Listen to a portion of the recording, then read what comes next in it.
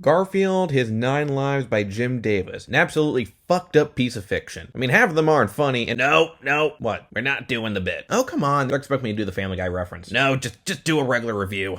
Fine. Published in 1984, Garfield His 9 Lives was released during the height of Garfield's popularity. Besides the successful comic strip that starred back in the 70s, and a series of successful animated specials, things were really looking up for Garfield. So, Jim Davis decided to experiment with this anthology story, where the premise was simple, but leading to a lot of opportunities, where we focus on the past lives of Garfield. Co-written by Jim Davis and several of his fellow writers, this also, as a lot of people like to say, was beginning of the weird-ass rabbit hole that would be Garfield fandom. Now, is that true? Well, let's grab a plate of lasagna and dive into Garfield, His 9 Lives. Warning, spoilers. Now, we start with our prologue, Lasagna Cat. Okay, that's not actually the title, it's actually called In the Beginning, where we see a fictionalized version of Jim Davis creating Garfield, though this isn't actually how Garfield was created. It definitely dives into his thought process when he was actually designing the character, which does lead to the theory that none of these characters are real and they all just represent what was going on in Jim's head at the time. And if that's the case, well, yeah, just get a good look at that, people. Yeesh. The next story takes us on a fictional version of the Stone Age, where we follow a cave cat who, after just getting out of the water, as it's evolved to the point where it can go to dry land, it is almost immediately domesticated by the local cavemen.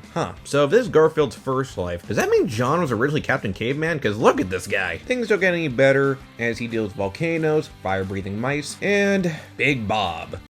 No, not that Big Bob. No, that would be interesting. Nope, it's a giant prehistoric Odie. And, well, you can probably guess what happened next. Next story is The Vikings, where we meet Garfield the Orange and his Viking clan, who discover that they were trapped inside the ice for hundreds of years and have found themselves in modern day and encounter the mysterious city that is Minnesota, and immediately see that Viking life here is not that easy. Hey, consider themselves lucky. They could wound up in Green Bay. It's a pretty fun story, though I will say, I know they're Vikings and they're meant to be a parody of Hagar the Horrible, but I'm gonna be honest here, I'm getting more Asterix vibes. Next up, we go a little weirder as we dive into Babes in Bullets. And instead of taking place at a different point in time, we're instead in a completely different reality as we dive into a 1940s San Francisco that is run by anthropomorphic cats. In here, we follow Sam Spade, a coffee-loving detective who's tasked by a grieving widow to find out who murdered her husband. And once again, we have a detective cat. Can't escape him. Will this end well for him?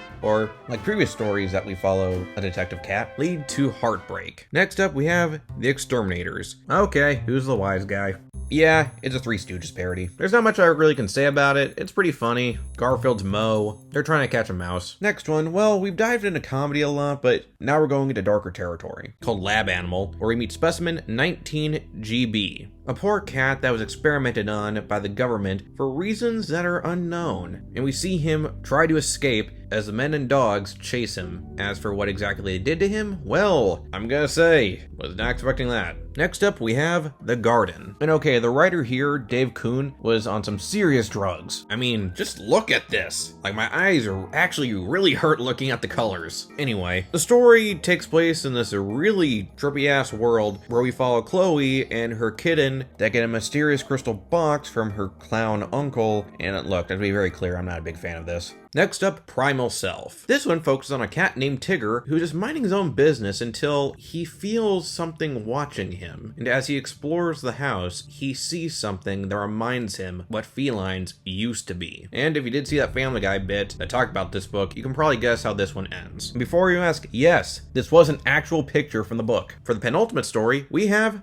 simply Garfield. This one's just a simple retelling of Garfield's life, from his birth, his time on the streets, how he met Odie, and finally, the day John would adopt him. It's a simple, sweet story, and makes sense to be the penultimate as this is supposed to represent modern day. While the finale, of course, moves to the future, where in Space Cat, as Garfield's 9th life, shows him being a space captain with an AI by the name of Odie. Unfortunately, he's not doing so great, given the AI is poorly designed and incapable of actually helping him out. Hey, this is supposed to be the future, not modern modern day. He's currently trying to find his way back home while also trying to survive the harshness of space. How does that go? Well, I'll let you read to find out. This comic is pretty interesting. Though yeah, this is definitely not for everyone. I mean, from the first story alone, you can tell Jim and the writers really wanted to stretch their creative legs and mix around with different genres, like noir, sci-fi horror, existential horror, and whatever the hell the garden was supposed to be. If it was supposed to be funny, it definitely failed at that. And apparently it did actually find success. Besides it getting its own animated adaptation in 1988, it also spawned a sequel. Now, I haven't read the sequel, so I can't really say whether or not it's better or worse, but the fact that it did get a sequel does say a lot. As for characters, well, there's really not much I could say about the characters since you really don't get to spend too much time with them in these short stories. So the only character I could really talk about is Garfield, because each of the main characters in those stories is Garfield, though just him in a past life. And though some do get more character development than others, a lot of them have elements of Garfield, sometimes just by appearance, or in the case of Sam Spades from Babes and Bullets, his more obsessive personality, particularly on things he likes. Though instead of lasagna, Sam is, as I mentioned before, has a serious love of coffee, which hey, if he's looking for a damn good cup of coffee, there's a place in the Pine Barrens I recommend. It has fantastic trees. Most of the characters are likable, or in the case of the garden, tolerable, but not enough for a deep dive. Now, as for the art, it does kind of vary. Like, Mike Fence, who was the co-writer and artist for Vikings, has a very recognizable art style, going for more an outrageous take on caricatures while keeping Garfield more cartoony. Surprisingly blends really well. Like, I was honestly expecting it to clash, but it feels very natural. In the expressions and gags when it comes to the Vikings' reaction to the modern world and later rejection of the modern world, it's pretty hilarious, especially when they actually start regrowing their beards. Kevin Campbell goes for a more out there look for Babes and Bullets, as he goes for this realistic cat head just placed on a human body, which kind of makes the more serious moments more silly, which I feel like was intentional, but came off more distracting in some areas. But because the story is written more like a pulp magazine, it's not around too much to bother me. Gary Baker and Larry Fenns on Lab Animal is pretty eerie, keeping a rounded, innocent look, kind of resembling a Don Bluth film. Well, also like a Don Bluth film, having these dark elements and this unsettling feeling that something horrible is just around the corner. Then for Jim Clarence, Gary Baker, and Larry Fenns again on Primal Self, it actually reminded me a lot of Feliday, where it takes the fairly normal look of the world and starts slowly twisting it on its head until eventually you dive into some really trippy imagery. As for the rest of the art, it was pretty fine. Honestly, it was kind of standard for Garfield by comparison. Well, with the exception of Dave Kuhn, who, seriously, I really had some problem solvers vibes from this, and that's never a good thing. If I had to pick a favorite, I would say the first is Primal Self, as I just found it really unique. Though my second favorite, at least in a comedic sense, is Vikings, as it does blend the usual style of Garfield with Fence's usual art style pretty well. Hell, later on Fence would actually do art for Garfield, so I wasn't the only one that really liked his work. Anyway, Garfield, His 9 Lives is fine. Do I think that it started the rabbit hole that is the weirdness of the Garfield fandom? Oh yeah, probably, especially with the first story. But for me, I can't say I wasn't entertained. So yeah, I would say Garfield's 9 Lives is an anthology that'll definitely make your Mondays out there.